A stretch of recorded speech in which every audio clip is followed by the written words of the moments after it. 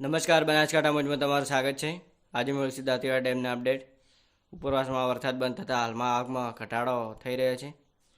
હાલની આવક 153 ક્યુસેક નોંધાઈ રહી છે। ડેમની સપાટી 583 ફૂટ સુધી પહોંચી ગઈ છે।